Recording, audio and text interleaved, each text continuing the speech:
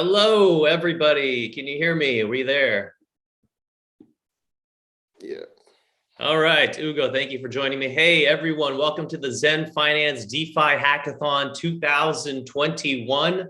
Decentralizing Africa and beyond. My name is Kevin Liu. I'm the head of marketing at Xend Finance. I'm joined by Ugochukwu Aronu, CEO of Xend Finance. And it is with great honor that this is the largest blockchain hackathon in Africa's history. It's important to us, being an Africa-based company, that this hackathon represents opportunity and accessibility to the people of Africa and underserved regions around the world.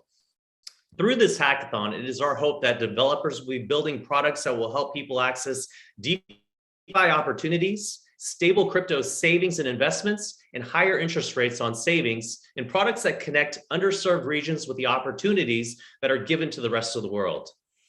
In Africa, the region has faced constant local fiat currency devaluation, while more than 350 million people remain unbanked.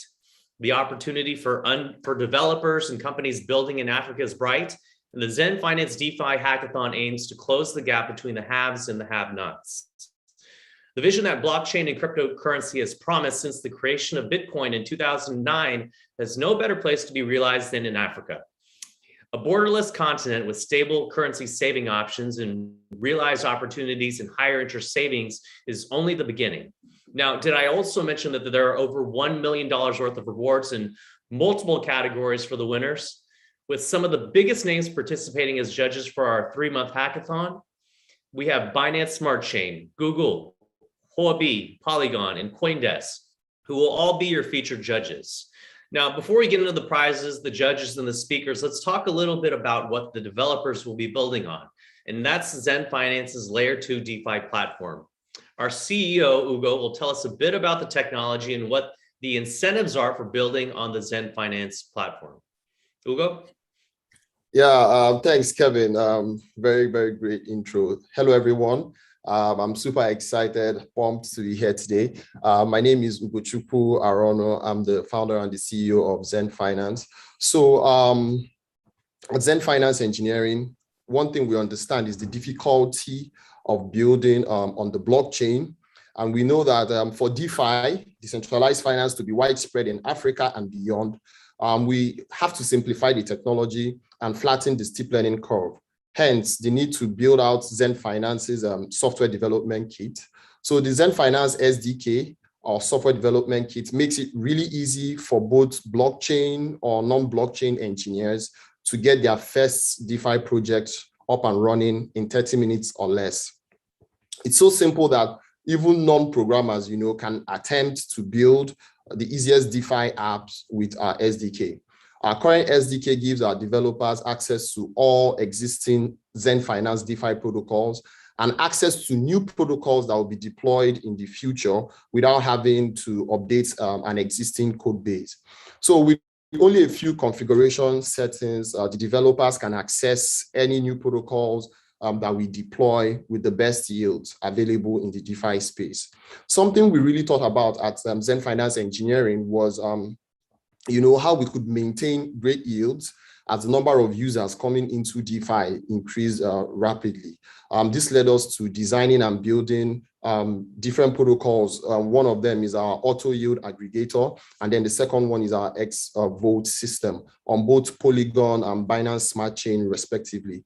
We call these systems Layer 2 DeFi protocols. And why we call them Layer 2 DeFi is because they aggregate different lending protocols, different decentralized exchanges and yield strategies, in a very brilliant way under one repository or one smart contract to be able to earn high yields as opposed to using individual standalone lending protocols.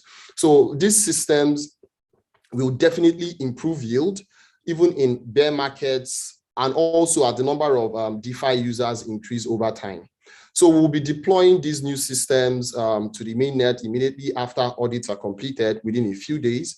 And these protocols will be made available on our SDK as well as for developers to build on. So the major reasons why we encourage developers to build on Xend Finance is, one, it saves them time from building, these complex systems from scratch. It can take, months, at times it can even extend to years.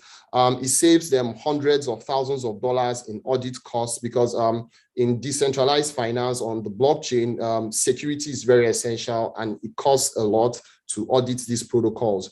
The third one is it makes it very easy for non-blockchain developers to get their hands on or get started with DeFi, because we've realized that getting into blockchain takes quite some time, even for existing software engineers. So we've built this SDK to make it very easy for non-engineers or non-blockchain engineers to be able to come on board.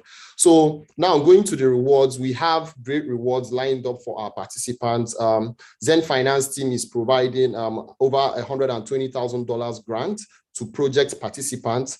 Also, the Xend Finance investment arm, as well as other supporters and investors, are providing grants and investments of over $1 million to the best performing projects. So to mention a few supporters available, we have the likes of the Binance Smart Chain Fund, Polygon, we have Huobi, eCoders, Hiko Blockchain, we have Maple Block Capital, we have TRGC Capital, and a whole lot more of other investors that have reached out seeking to fund projects, our participants on the Xend Finance DeFi Hackathon 2021. So we're really excited to see what people will be making in this hackathon. And in case you're also wondering what you can build or what ideas you can create in DeFi, kindly visit the Dora Hacks website. There's a link attached to the YouTube description. You can visit that link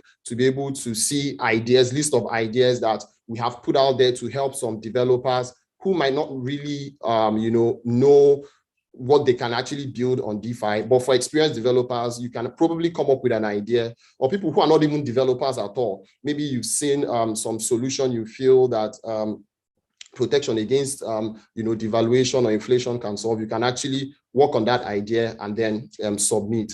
And one thing I like to do to encourage like the developers or people who might not also be building on this platform now, we also have opportunities for people to look into our public repositories. We have the Xend Finance GitHub repositories already open, and people can access the code base. We have our new protocols being deployed in a couple of days, and the repositories will be open as well. So you can also access this code base, look around in case there are really exciting things, or you find maybe some whatever problems you feel or updates you feel we can do, reach out to us. And we also have like some prizes available for people who can help improve our entire code base and our entire infrastructure. So we also have our Telegram developer community link on the description of this YouTube live stream, and we expect developers to go to that link, join the link, and we'll be answering all your questions. We're available on the group. Whatever questions you might have, we're going to answer it on how you can be a part of this hackathon. It's 3 months of fun, and I'll really love everyone to enjoy it. Thank you. Thank you, Ugo. So one of the things that you spoke about is just kind of the platform, but also the company. I want to give a little bit of background. As one of the most prominent companies that's come out of Africa in 2020, we feel a major responsibility to give back also to the community and also to the continent. But this hackathon isn't just for Africa. It is for anyone out there. But in terms of building the infrastructure and laying the groundwork in terms of offering DeFi opportunities and blockchain accessibilities to the citizens of Africa, it's going to play a major part. Now, I also want to go through some of the speakers that we will be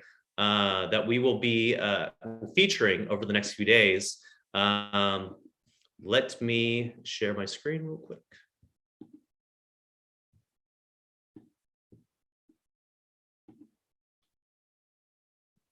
Okay, so we basically, this is the opening ceremony. You just heard from our CEO, Ugo. We will also have Mike Novogratz coming up in less than 20 minutes right now. He, of course, is the CEO of Galaxy Digital. He will be joining us out of New York in about less than 20 minutes. But let's go over some of the other judges as well, Ugo. So Binance has been one of our early backers, and Binance Smart Chain has been has played a critical role in helping foster our growth and also being very supportive of the African ecosystem.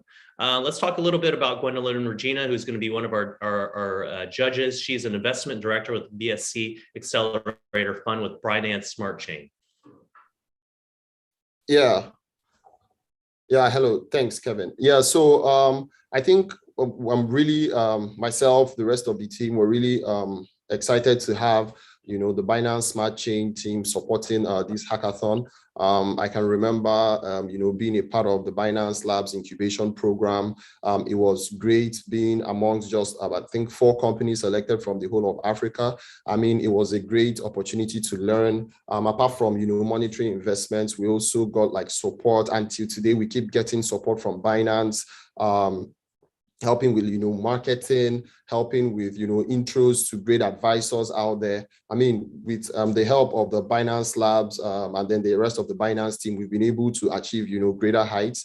And I strongly believe that with this support, we can actually extend it to the participants, right? The participants are now in the position to even get much better value, because one thing that I have learned, and we have also learned overall as a company, is that with time, things get better. So I believe that the Binance Labs team, the Binance Smart Chain, funds and investment team are actually a lot better. There's so much value to offer. And I strongly believe that the participants now should really put in a lot of work to be able to create great, amazing products that will be very exciting enough for the Binance team to, get to invest in, or to support in one way or the other, or to give grants. So there are all these opportunities are actually available. Yeah. Yes. Also from the Binance Smart Chain team, I mean, their team is definitely involved behind the scenes as well. We also have Julian Tan, who's the BSC ecosystem coordinator. He will be joining us for workshops and panel speaking opportunities throughout the hackathon. So even if you're not a developer, you can still go and you can register on hackathon.xend.finance, where you can participate in the panel sessions. So you don't have to just be a developer. This is all free. Of course, our goal is to make sure that people learn from this experience. People provide opportunities for others in Africa and beyond. So some of our other participants and our judges, Onahita Emerhor, who's the head for Google Startups Accelerator Africa. And Ugo, if you want to talk a little bit about what Google's support has meant for Xend Finance, and being early supporters and being mentors for the company has meant for Xend Finance. Yeah, so really happy to also have the support, from the Google for Startups team here in Africa. I mean, Google has really been really helpful, taking us through multiple, introducing us to great mentors across the world. Having access to the Google team is something a lot of companies or startups don't even, can't even really attain really easily, but we've been able to, we have that opportunity to, or we had the opportunity to be a part of the launchpad, and we actually emerged doing really great. And we've always constantly received support from the Google team, just like we have Onajite Emehoro currently on the judging team. And we have more people from Google also participating in this event. And one thing I'd like to say is, just like we got a lot of value from them, we also expect the participants to derive and extract value from this team, because they are constantly looking out for great projects. They are constantly looking out for, innovative solutions that they can help. And, Google is really huge. They've been helping a lot of startups, and we're happy that we have them on board to be able to help drive or translate this value to the participants of this hackathon as well. Yeah, thank you. Thank you, Ugo. One of our other judges as well is Zach Seward, who's the managing editor of CoinDesk, who will be serving as a judge. And CoinDesk, if you don't know, they're the top crypto blockchain news outlet in the space. We wanted to make sure that we had a very diverse panel of judges. And I'll let Ugo talk a little bit about why we didn't just have tech companies involved. Okay, yeah.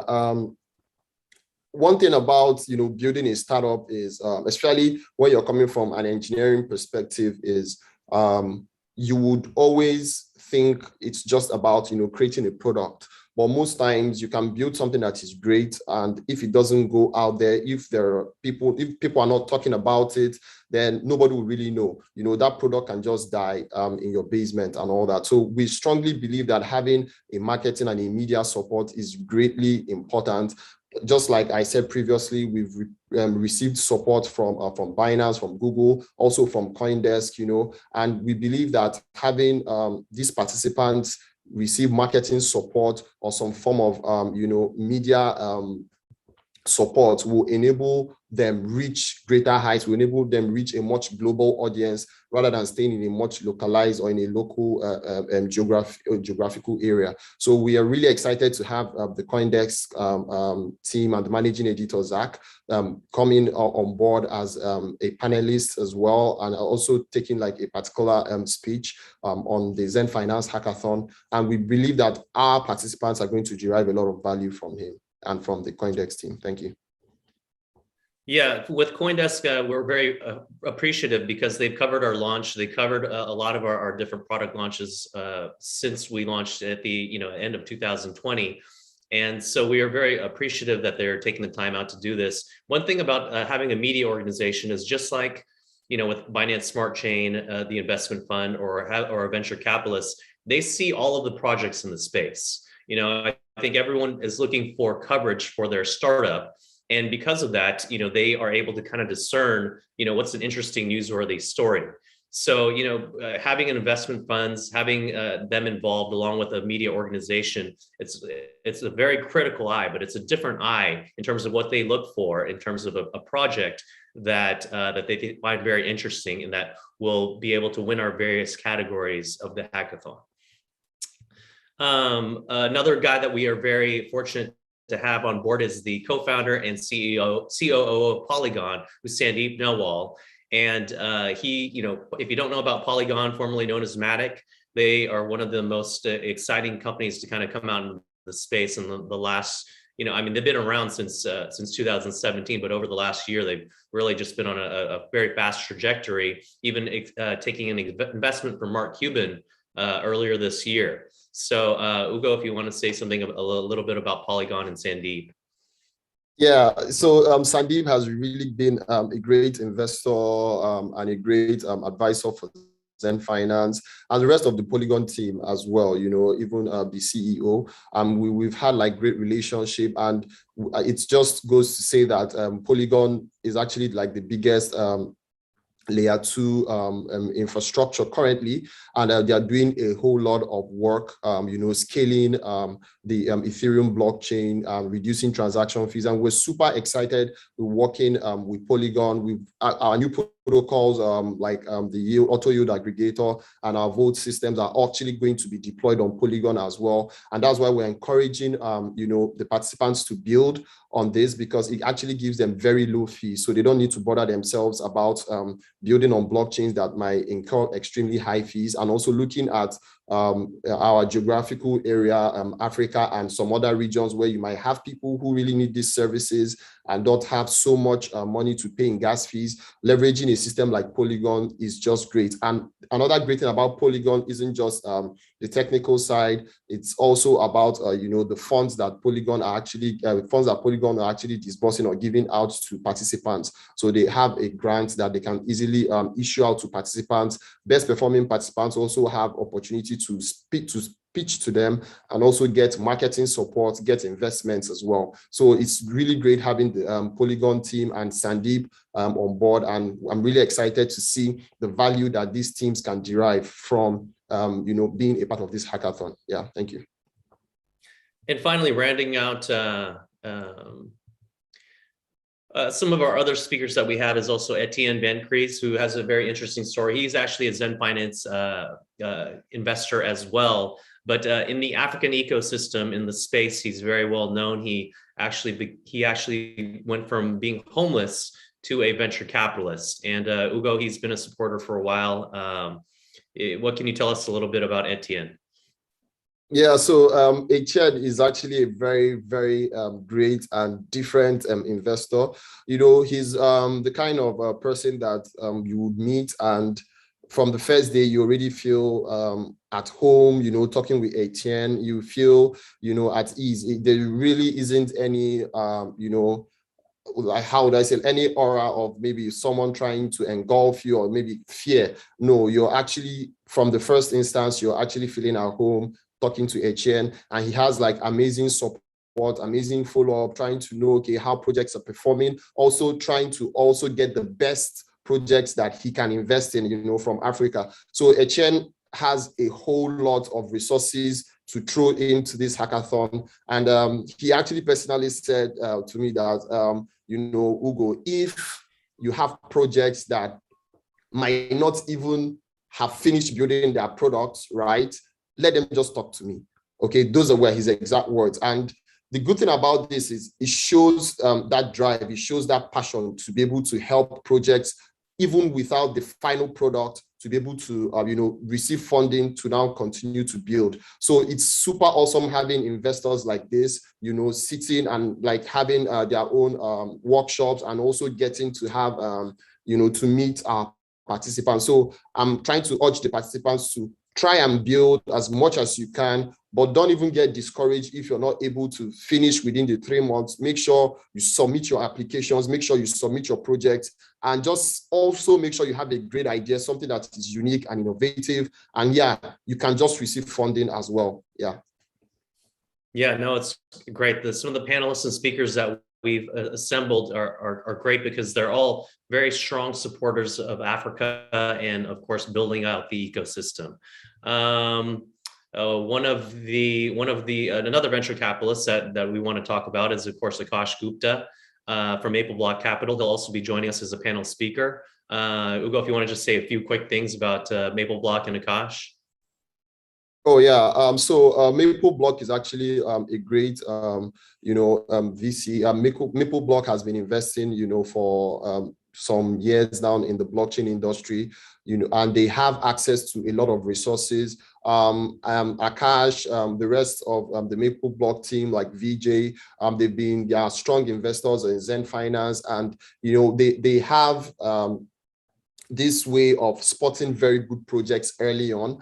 You know, and when, just like I mentioned previously about HN, same thing, they have access to grants for projects. They have access, Maple Block has access to grants for a lot of projects on the Xend Finance DeFi Hackathon, also access to investments as well. So it's just left for the participants to, you know, do something great, do something different, do something out of the box. And just like I said when I was having my intro speech, you don't really need to you know, have or bother yourself maybe about thinking about maybe too many ideas. We already have like a list of ideas you can work on. You can tweak them a little bit. But if you have something that, you know, is great, or you feel you have always been wanting to work on, just put that idea down and just start doing something, no matter how small. We are always there to help you. And these investors already understand, you know, the value of spotting companies at very early stages. So coming in early is the best thing, because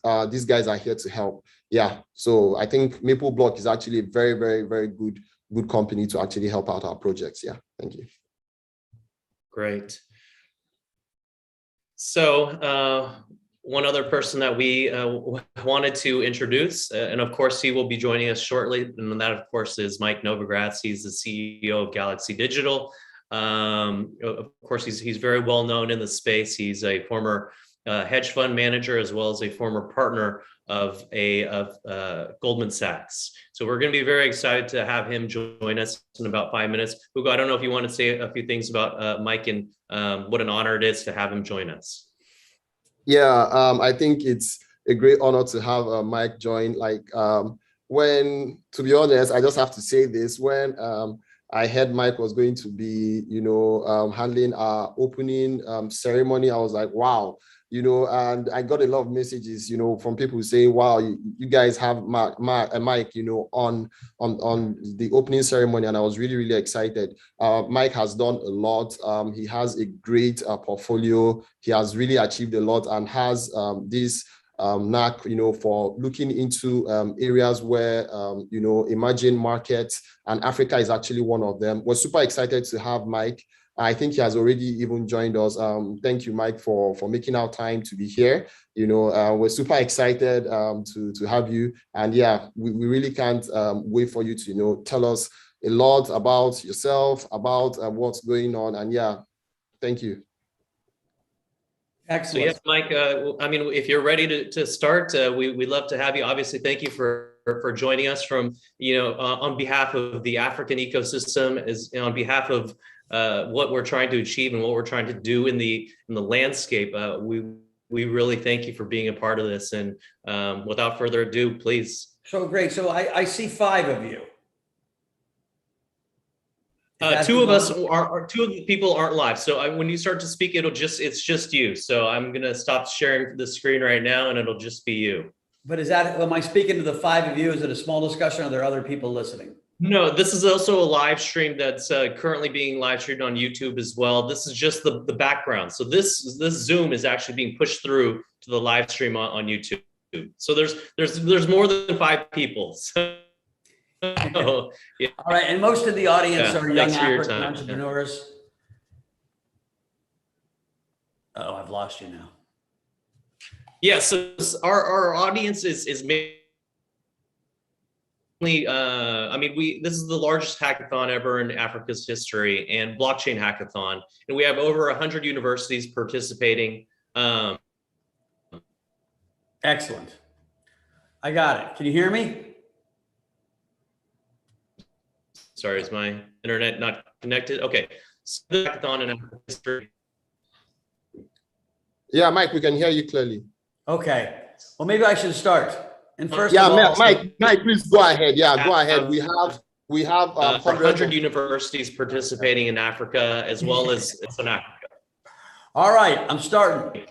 Guys, thank you so much for having me. Poor Kevin is stuck in some kind of, cyber jail.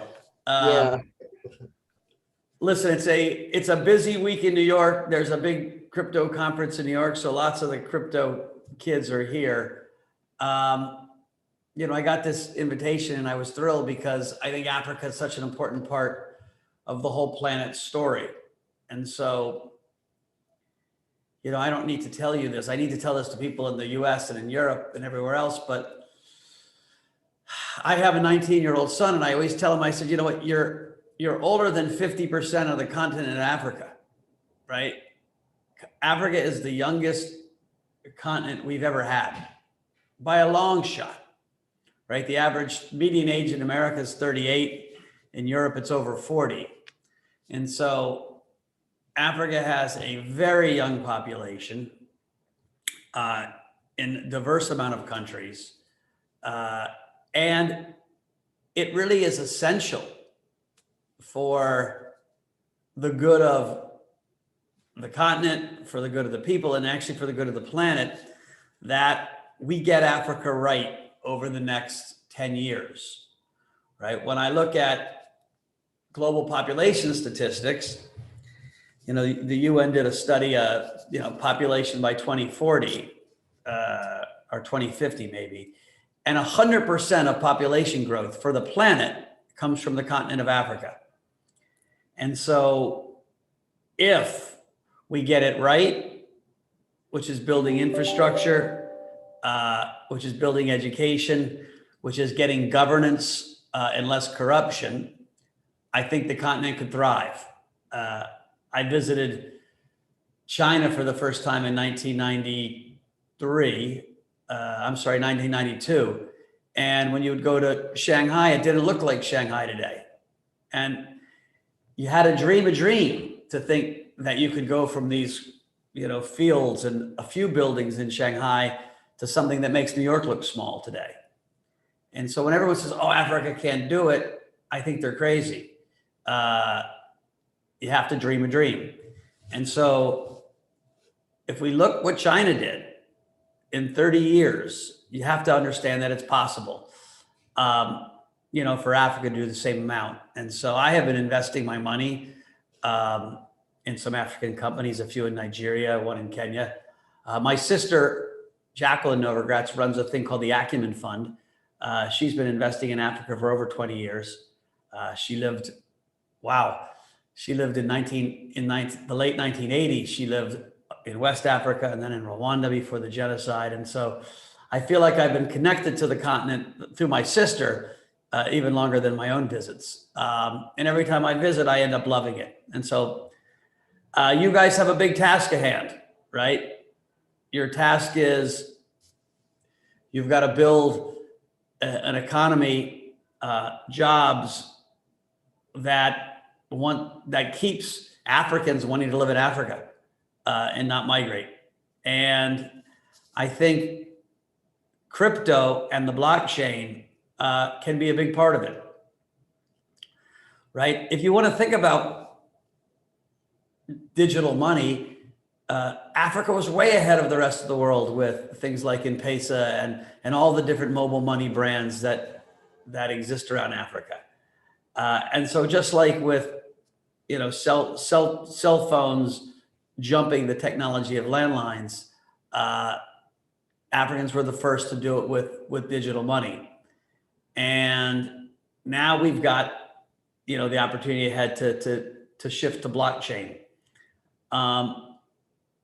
Blockchain could be immensely helpful in distributing goods and services, or mostly electronic goods and money, to the population in a direct fashion. It can be immensely helpful in bringing transparency, right? If there is a criticism of Africa as an investor and a criticism of many of the regimes, there's been plenty of corruption, right? You see lots of corruption all over the place. The blockchain in lots of ways is like an antiseptic for corruption, right? It brings transparency.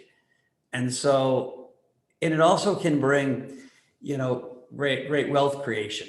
And we're seeing it all over the crypto ecosystem. And so, listen, there's a tension always, right? When you have a new technology coming in between the people that want to control things and people want to build a new technology. So it's not an easy, straight road. But I certainly think there's a big opportunity set, not over the next 6 months, but over the next 10 years for Africa to really adopt blockchain-based systems, to start running more of their financial economy, and in times the consumer economy over blockchains. And so let me tell you a little bit of my journey and how I see the world developing. I first got into Bitcoin in 2013. Bitcoin came after the financial crises of both the US. We had a global financial crisis in 2008, and then a European financial crisis in 2012. And, Satoshi Nakamoto, whoever she was, created the Bitcoin white paper as a response to this breakdown in trust in central authorities, to this corruption, to feeling like the game wasn't fair. Followed by the Ethereum white paper, which built on Bitcoin. My insight that I think has stayed the test of time was that what made Bitcoin special was that it was the first digital signature you couldn't counterfeit. And because of that, we could have scarce money, or it turned into scarce digital gold. Once we started programming on top of it, right, with Ethereum, you could have digital art that was scarce. Social tokens now, like identity. We can have payment systems. And all of a sudden, in the last 2 years in the US, really in the last 6 months, we've seen an explosion of usage, right? Mostly in the NFT space. It was the first space where people said, hey, these blockchains are good for more than just gambling. And now it's woken up everyone in America to realize that crypto is not just a Bitcoin bet. Bitcoin's very important. I love Bitcoin. I own a lot. But it's not just a crypto bet. Crypto is not just a Bitcoin bet. It really is a technology play. And so we're seeing all kinds of excitement in the different ecosystems, the Ethereum ecosystem, the Terra Luna ecosystem, the Solana ecosystem, Polkadot, right? Cosmos, the whole Tendermint ecosystem, and many more. And so it's a little bit of a renaissance for the tech side of crypto. People are building, but this is a space that's innovating unbelievably fast, but it's still unbelievably small in the scheme of total, world financial assets, right? World financial assets are like 440 trillion, and we are 2 trillion or 2.25 trillion. And so, about less than 0.5%. So one of my thesis is that over the next few years, that 0.5% grows to 2% and then 4% and then bigger as our systems grow bigger.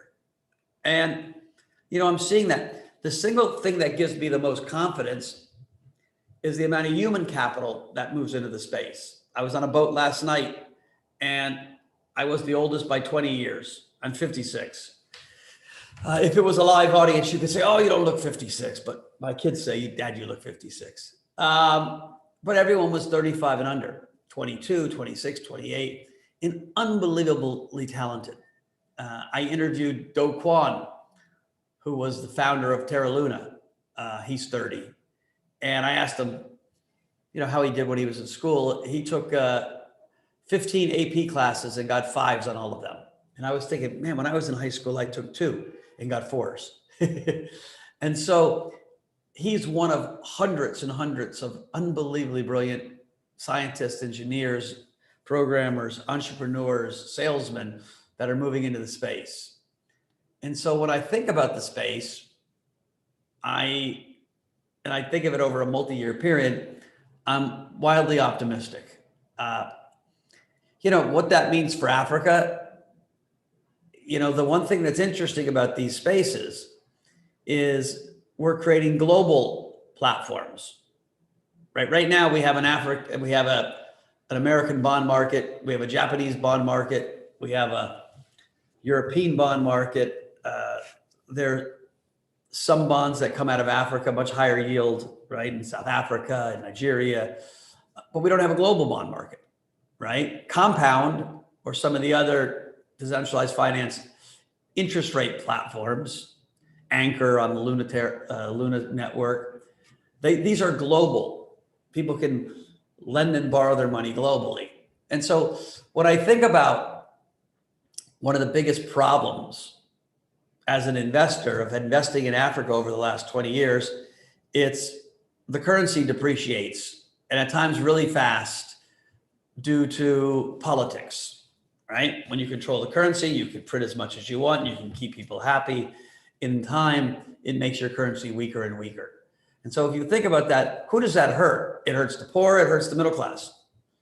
Hard to save when your savings just is worth less each day. And so in some ways, Bitcoin and stable coins are far more important for people on the continent than they are for people in the United States. Right? The dollar is pretty stable. It's much more stable than most currencies in the developing world. And so I'd say this all the time. I was like, Bitcoin's important, but in the developing world, it should be a human right. It should be a human right to be able to take your hard work and store it somewhere that it's safe, that it's watched, and it's not going to depreciate in value, that it most likely will appreciate in value. It doesn't always appreciate in value. It was, 40 $7,000 48 hours ago, and it's 42,000 now. And so by no means is it a perfect store of value. But over time, with more adoption, the price continues to go higher. And maybe just as importantly, your ownership is codified on a blockchain that the whole world can see. And so that should give people security and safety that what they own is theirs. It won't be taken away from them by a government. It won't be taken away from them by bad actors. And so, listen, I couldn't be more optimistic on the space. I'm really hopeful for African growth. I'm really hopeful for the blockchain to develop in Africa, but I'm also realistic that it's going to take a tremendous amount of work. It's going to take investment, not just from Africa, but from the outside world. It's going to take investment in infrastructure and education. It's going to take internal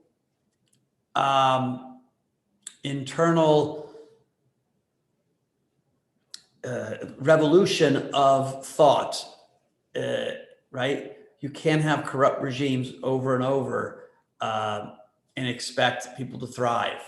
And so while I'm not hoping for a revolution, I'm hoping for a revolution of thought in that governance and stability and fairness is more accepted in African politics.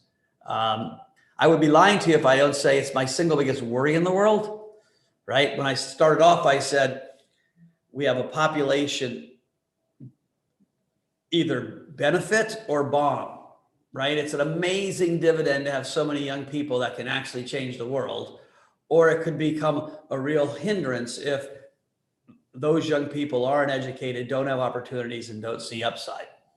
And so it's on the backs of Africa right now, but also the world, to make sure that this giant population of youth turns out to be an amazing gift for the continent. And again, history is going to tell us that. And it's going to tell us that in the next 15 years, right? By 2040, whatever that's, 17 years, 18 years, by 2040, we'll know, did Africa move the right direction or not? And, listen, I'm cheering, I'm praying, I'm investing, I'm willing to help, but I think it's really up to all you guys to make sure that that future comes true. Listen, where does the blockchain, what's my prediction, my forecast of what happens in the next few years in blockchain here in the US? I think we've got a really tough 12 months of negotiating with regulators and hoping to get the regulatory framework done properly. Crypto people like to think they live outside of the regulated world, but you can do that as a very small ecosystem. The moment you want to be a big ecosystem, you have to participate with governments. Governments aren't going to allow the financial infrastructure of their country or the world to just be hijacked by some renegades, right? And so it's learning how to work with regulators, learning how to work with governments, learning to compromise some. Those words usually taste bad to the purest crypto people, but it's a reality. And that's starting to happen, and I'm actually optimistic about that. I think you're going to see continued development in blockchains. People don't understand blockchains well enough yet. If you guys are hackathoners, you guys probably understand them better than me. But there's a real debate between how decentralized a blockchain should be and how fast it should be, right? So there's a trade-off between speed and decentralization and security. Most consumers don't know the difference, right? They look at the TV and they don't care what on the back of the TV is. They just care that they can watch their program. They don't know how it works. I think in the long run, the same thing will be true with blockchains. But I think regulators and big businesses are not going to want to build on really unsafe or less centralized or more centralized blockchains. And so that debate's going to play out over the next couple years. The market's going to decide what the sweet spot is. Blockchains like Terra Luna, which feel a little more centralized than Ethereum now, have the chance to slowly decentralize. And so maybe you could start more centralized and build decentralized. Blockchains like Ethereum, which are too slow, have level 2 solutions and side chains, which they hope are temporary until Ethereum can really scale up to fulfill what it thinks it's its destiny. And so for you guys who are building projects, who are coding on top of these blockchains, you've got to think about which one do you want to bet on, which ecosystem you want to bet on, where's the momentum in those ecosystems, right? Do we want to build things that can be cross-chain? Probably. And so I think that's a big decision that works out over the next 2 years. And then I think it's just adoption takes time. The normal way it normally works is I show someone Bitcoin, they get excited. What's next? Oh, then Ethereum. And before then, they're looking to DeFi and other protocols. And, you know, they go on this journey. Our company, Galaxy, we try to take customers on that journey. The journey is getting faster and faster, but it's still a journey. And so I know if I close my eyes and come back here in 12 months, the Bitcoin price will most likely be higher, but more importantly, more people will use it, right? I think it's about 200 million people in the world now use crypto. That's out of almost 8 billion. And so it's growing at over 100% a year. When the internet was at its fastest, it was growing at 60% a year. So that's how exciting the crypto space is in terms of growth rates. It's why I'm still bullish price-wise, even after 2 days like the last two, you know, which were not great for prices. I do think with growth rates and adoption rates like we're seeing, with technology changing as fast as it is, there's only reason to be optimistic. And so I'm going to stop here and see if there are any questions. I don't know if we have a chance for a Q&A. Like I said, I'm honored to be here. I am thrilled for you guys. I'm cheering for Africa. And I love the fact that you guys are all at a hackathon. Mike, thank you very much. That was great. We do have some questions. We didn't know if you were going to be open to the questions. So we'll have to compile some right now. But Ugo, if you wanted to kind of say a few things and let me go gather the questions, because people are commenting on the YouTube stream. We just didn't know if you would have some time for us. But in the meantime, I'll let Ugo talk to you. Let me grab some of these questions right now. Yeah, Mike, really, really appreciate the deep insight. I mean, you know, being so connected to Africa, knowing these numbers, you know, and also having so much knowledge, you know, about the blockchain is really, really exciting.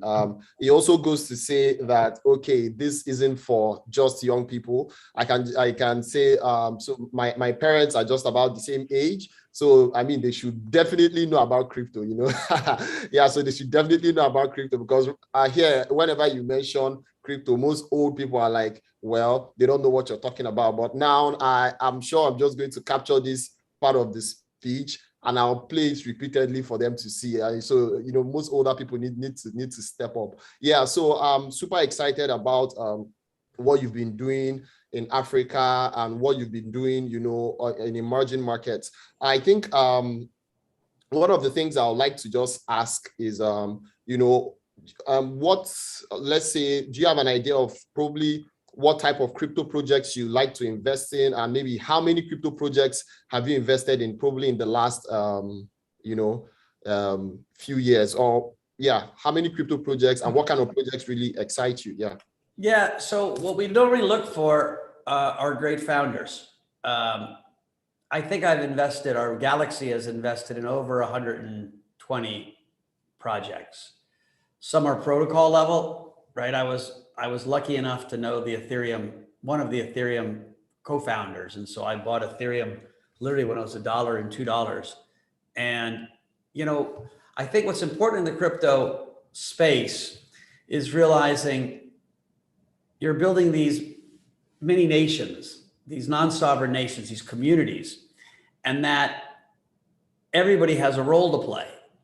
Like I couldn't code if you know, my life depended on it. I can barely type, but I'm a good storyteller. And so one of my roles was to understand what other people were saying and then tell the story and try to bring people into the community.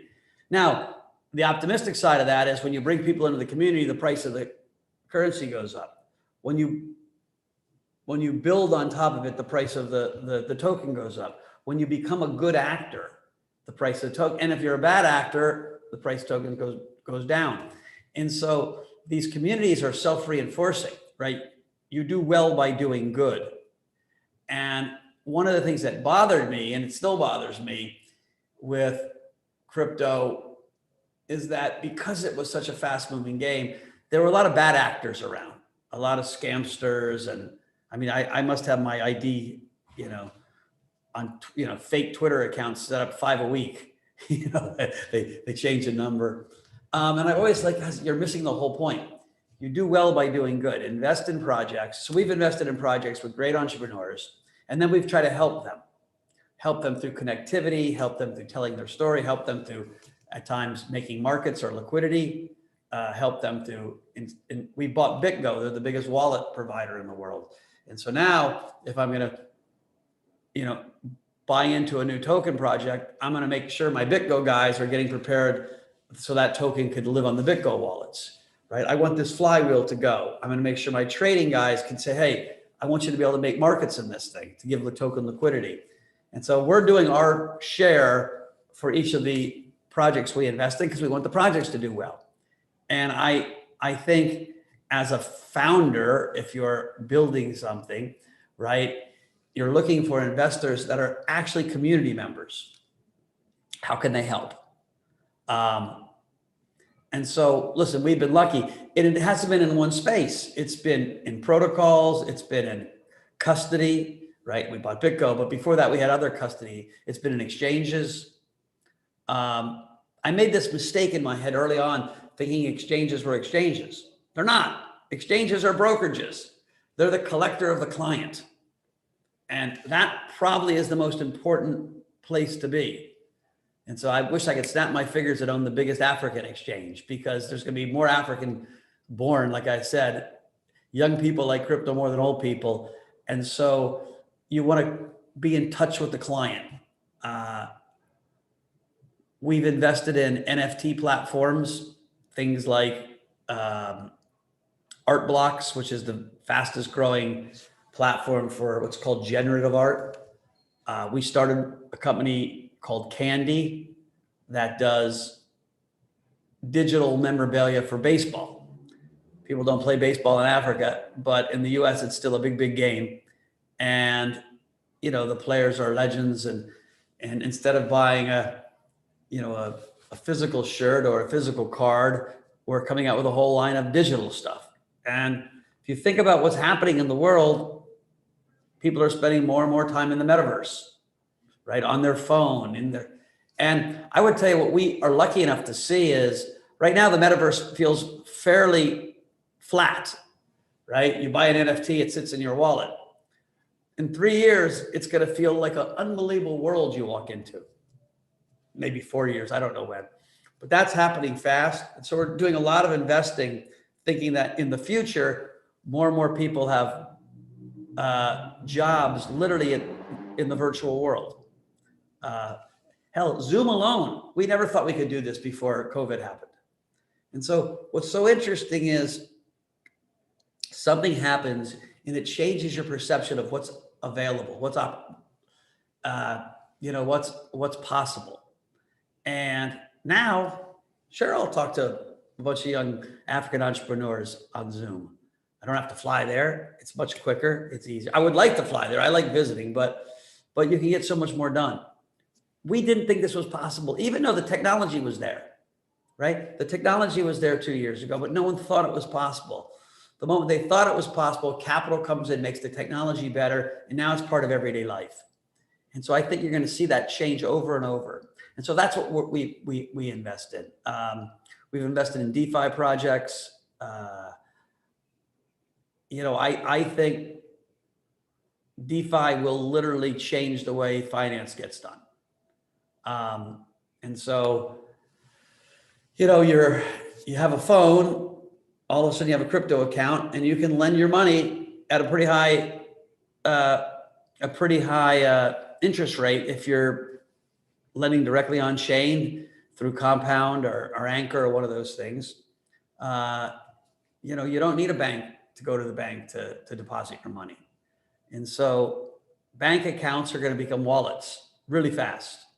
And what's interesting is Africa has proven, even in a place with less educational resource, less infrastructure, that everybody can figure out, you know, how to use M-Pesa. It's like, you know, how to use mobile banking, and so it's not, this is a technology only for the fancy people in the world, right? It's quite the opposite. It's a technology that hopefully liberates and connects the whole, you know, block of people in the world. And I think you guys need to tell your story better. Like, in lots of ways, mobile payments, Africa was the pioneer. And so I just don't think enough people think that way. Anyway, long answer. Yeah, thanks very much, Mike. That was really awesome. Thank you. I think we just have a few questions and just few minutes. So Kevin might just throw in a few questions and we can probably wrap them up in like very few minutes. Thank you very much, Mike. That was really, really inspiring. Thanks, Ron. Thank you. Hey, Mike. So we have a question from on YouTube, basically, and the question says it's from May Gabriel. Thank you for the question, but the question is, what is the future for tokenizing physical project finance? Example sectors, the housing sectors, etc. What and how can these sectors be tokenized into the blockchain? Well, so there are two sides, right? How do we raise capital for big projects through crypto? What you saw with, I don't know if any of you guys followed Pleaser DAO. So Pleaser DAO was a DAO, a decentralized, you know, on-chain organization where people got together and they put in crypto to buy this woman, Emily Cheng's art. So it was the first time a group of people said, I want to support this artist. And they bought her art. And then they bought more art. And they've now bought all kinds of cool stuff collectively. And it's a fascinating thought that this group of people could crowdsource. And then they crowdsourced a movie. They wanted to make a movie on the founding of Ethereum. And so a different DAO, they crowdsourced like that in a day. And it wasn't even equity in the movie. It was literally just crowdsourcing to be associated with the movie. And so we are going to see projects funded by these viral communities who have shared belief systems. That's one hand. The other hand is there are security laws in every country to protect investors from being bilked out of their money. And so what's going to happen in the US, at least over the next couple of years, is the clarity about how the security laws work and what's a DAO versus a security offering versus a utility offering needs to get clearer. I don't think anyone doesn't want this technology to succeed. Gary Gensler, who runs the FCC, I've worked with for a long time. He's a very good guy at heart. He's tough. He's worried about the consumer who doesn't have as much knowledge as the professional. And so as soon as that kind of gets worked out, you are going to see real estate collectively owned and then rented. You're going to see project finance. You're going to see philanthropy change, right? You know, want to raise money for a project, you know, this going to these communities, because what's interesting is crypto people now have wealth. There's been $2 trillion of wealth created in 18 months in crypto. Those are the only people that are buying NFTs, right? It's their community supporting their artists. And so this ecosystem needs time to digest and grow. And it needs a little bit more clarity around the rules And then I think you're going to see it really take off. And things that feel more mundane, like project finance and real estate finance, will be easier. Right now, it's not easy because everyone's scared of the regulations.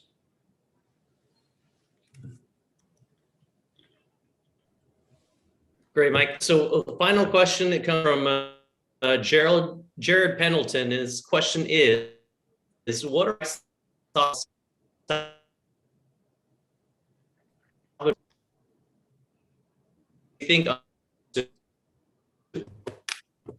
I think Kevin's Wi-Fi is bad again. Yep. What do you think the question was, Arano? Yeah. Wait, let me just give me just like this. Question.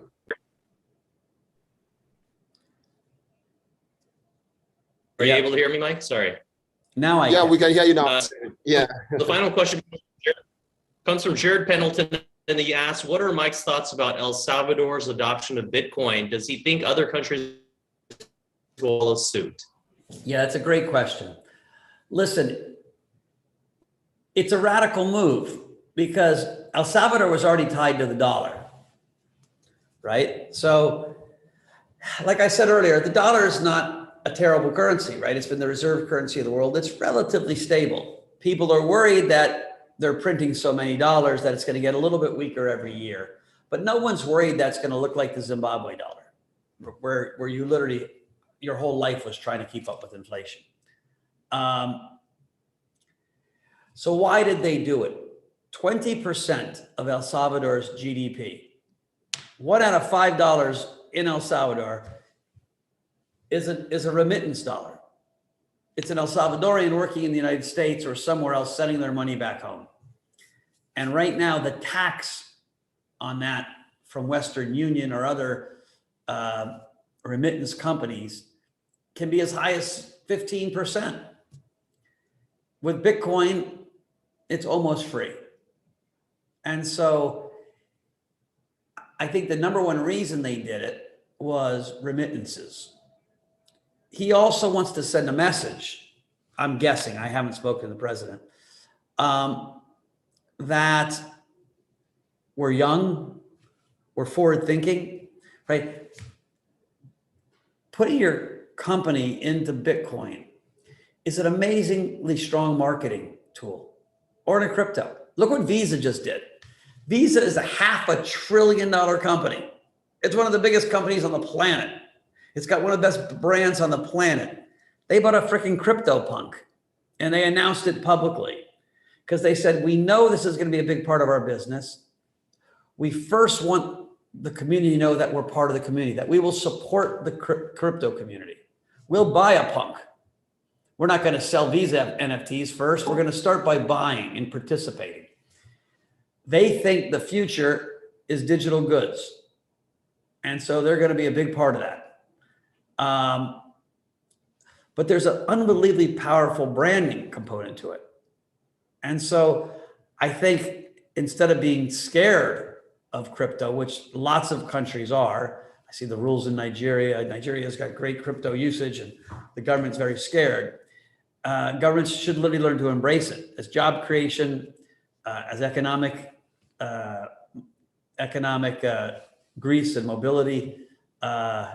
And quite frankly, the only way the local population will start hoarding and spending only crypto is when governments don't do a great job managing their own finances, right? Bitcoin is like a report card on each government's ability to manage their finances.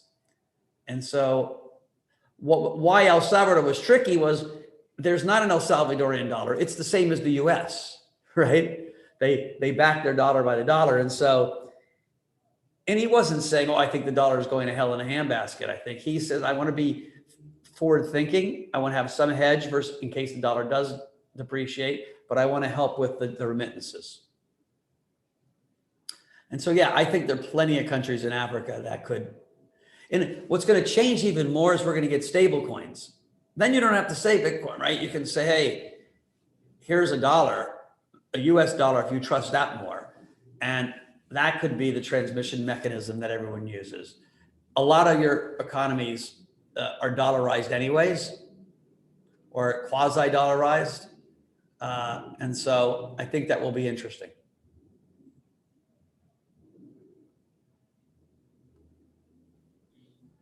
Thank you. Thank you very much, Mike. Kevin, you there? Okay. Okay. Yeah, Mike, thank you very much. I mean, we're so honored that you took so much time with us and developers out there, and definitely we thank you, Ugo. If you have anything else.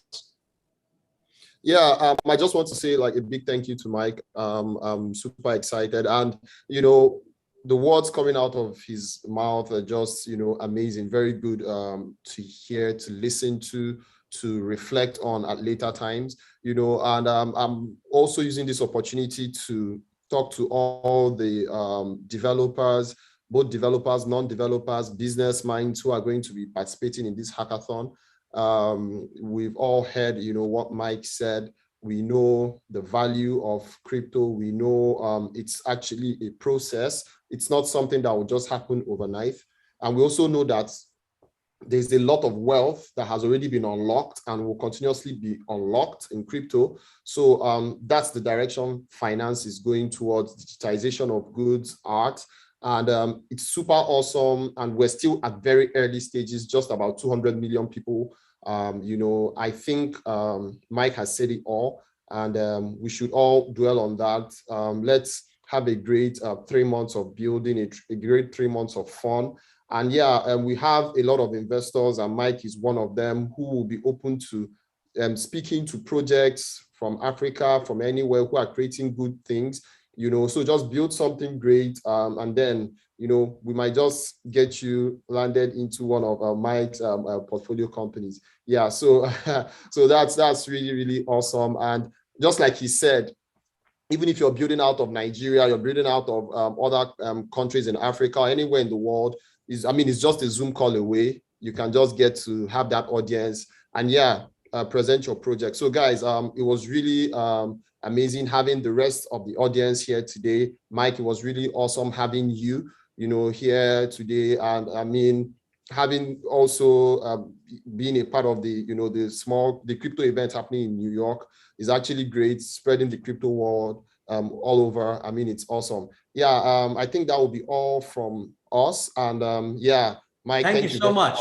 Thank you very much. Yeah, have a pleasant day. All right. Bye-bye. Bye. Yeah, Kevin, do we have any other last words? Yeah, no, great. So everyone else, I apologize that I have some tune in today for our opening ceremony with Mike Novogratz, which, you know, once again, thank you to him. But we are very excited what we can accomplish together as developers, as organizers, as a platform for creating opportunities for Africa and underserved regions around the world.